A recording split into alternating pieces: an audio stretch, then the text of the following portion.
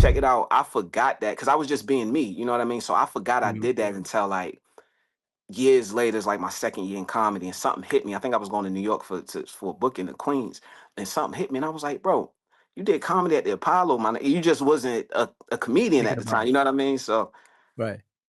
So let me ask Big Fred this question. Were you have you ever gotten booed before, or maybe silence in the crowd, or from day one they was feeling you from day one? nah. So day one, I was throwing shows, right? Like my first comedy show was a roast. So Mhm. I was throwing shows, but I would get on the mic at the end. So it's kind of easy. I was packing people up, you know what I mean, roasting everybody and just being me. But people would come to the shows thinking like, oh, that's him being a comedian.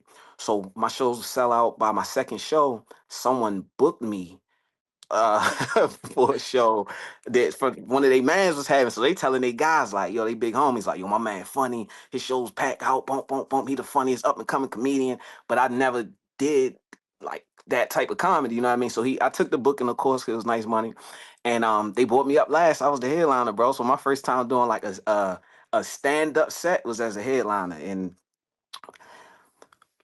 it was just So like that. It was just it was just wow. that little moment we had. It was just like that. It was silence for a minute. I mean, I think I had a couple laughs, but it was bad, bro. So I haven't had a lot of boos or moments like that. But the silence that was killer, man. And they came to me at the end. The guy that booked me and everything, he paid me the second half, which was cool. I appreciated that. But he told me like, bro, something about your presence that I just feel like if you keep doing it, you're gonna be all right.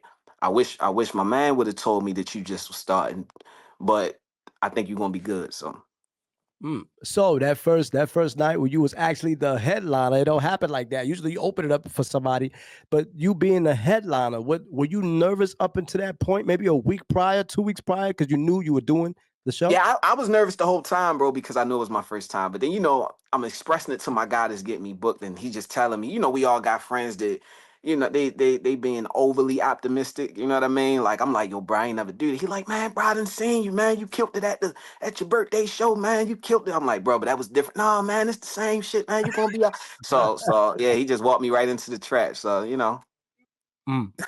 So how surreal is that, or how refreshing is that to have somebody else probably believe in you more than you believing in yourself at the time? Like you were thinking like, oh well, no, I ain't do much, and they were like, nah, man, you do it. I'm seeing you doing it big. How refreshing right, is that for right, Big right. Fred? Kenny, also, bro, honestly, you need that, man. Like anything Mm, that we do, anything you taking a risk, you pursuing your dreams, that your passion, you need people that can see it. You know what I mean? There's something about from the outside looking in. And I know we've all done it where we might have heard somebody not too high on themselves, but we looking at them like, yo, I already know who you are, or you him, or you her, or they might be stressed out about something, and you looking at them like, yo, bro, I can see you overcoming that. But sometimes when you're the person, it's hard to see it. So it's always good to have people on the outside that can speak life into you like that.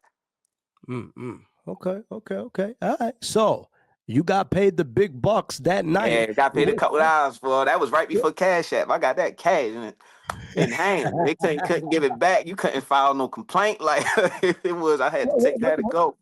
So what's up? What did Big Fred do with his first comedy check that night? You got straight cash. What did you do with your first comedy check? Wow, bro, I don't remember, man. I know I got some weed because I don't remember.